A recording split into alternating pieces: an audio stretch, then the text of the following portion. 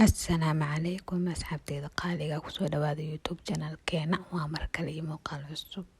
fadlan haddii aad nagu cusub tahay nagu soo biir oo ka mid noqo asxaabteena haddii aad horey noola joogtana waan kaaga mahad celinayaa maanta waxaan rabaa inaan idinla wadaago rootiinkeyga maalin ka mid ah noloshayda hadduu ilaahay raali ka noqdo soo ugu hore meeshaan waxaan rabaa inaan kusoo sameeyo quraac hadda Soomaalina waa iska naqaanaa guri kasto waxaa waa subax canjeero in lagu quraacdo waa qasab inta aanan dubin 20 daqiiqo ka hor ayaan qasay waxaan ka sameeyana waa aragteen waxaa waaye bur iyo leebito wax yar oo sokor iyo wax yar oo cusbo ah intaas aan isku qasay walaahi waxaa waaye subaxii qasay isla markii hore ka dubay simple wax yar oo iska fudud waaye kadibna meeshaan ku soo duwaaya hadduu ilaahay raali ka noqdo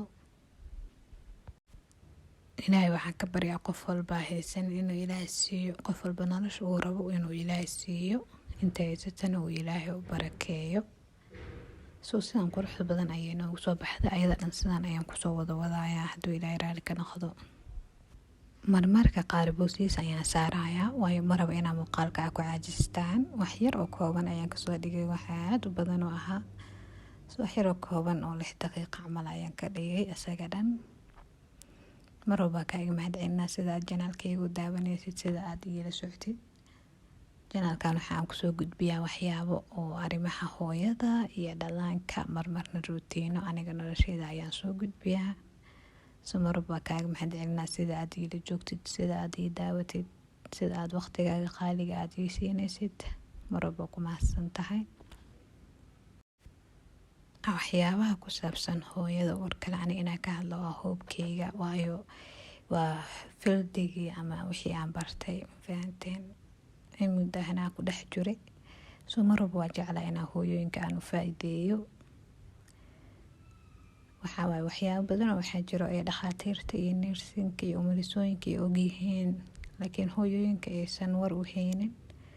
hooyooyinka waxaa dhici karo markii waxyaabaha qaar loo sheego oo la yiraahdo ama qaliina tahay ama waxaana lagu sameynaa waxay leeyihiin waa maxay sababtana loo qalaa wixii aqoon uma lahan haddana dadkeena waa oral society waa dad oo waxna qorin waxna akhrin qofka waxaa waaye haddii la yiraahdo xaaladana ku jirtaa intuu raadiyo baaritaan sameeyo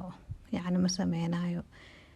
waxaa dhici karta hooyada marka la yiraahdo qaliina taa inay isbitaalada xamar ku yaala isku soo wada marto ee mid walba tagto oo la yiraahdo isaa hadalkii laakiin haddii aqoonteeda ay lahaan lahayd waxay oran lahayd sababtaas miya ahaa okay waa ogolahay ama waxay oran lahayd sababtaa maa laga qalahaa waqti halisiiyo waa sugi karaa taas waa mar walba marka xooga u saaro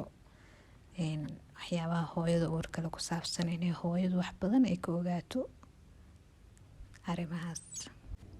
sidoo kale arrimaha oo dhalaankana inay wax badan ka ogaato ayadana insha Allah mawduuci kale ka soo wadaa inta badan arrimaha oo dhalaanka hooyadu markay dhasho wax ku saabsan iyo waxyaabahaas kama hadlo laakiin insha Allah iyagana waqtigooda ka hadli doonaa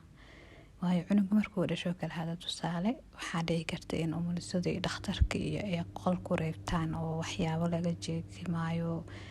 la yiraahdo waa lagu keenaa ama cunugii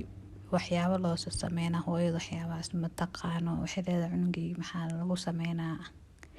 ma nool yahay dhib ma jiro hooyada inay walwasho laakiin haddii ogaan lahayd check-upka uu marayo waxyaabaha ay dhakhaatiirta ay ku sameynayaan haddii hooyada ay og tahay oo loo sheego waxaa waaye niyadeedu way degaysaa insha Allah iyakana mawduucyo kale ayaa kasoo sameyn doonaa hadduu ilaahay raali ka noqdo ragga nafahantooda haddii la fiiriyo waa inay ogaadaan xaaladaha ay marayaan xaaskooda xaaladda ay marayso ilmahooda xaaladda ay marayaan waxaas dhan waa inay ogaadaan insha Allah xooga ayaan saari doonaa hadduu ilaahay raali ka noqdo muuqaaladan oo hooyada uurka leh ku saabsan ee dhalaanka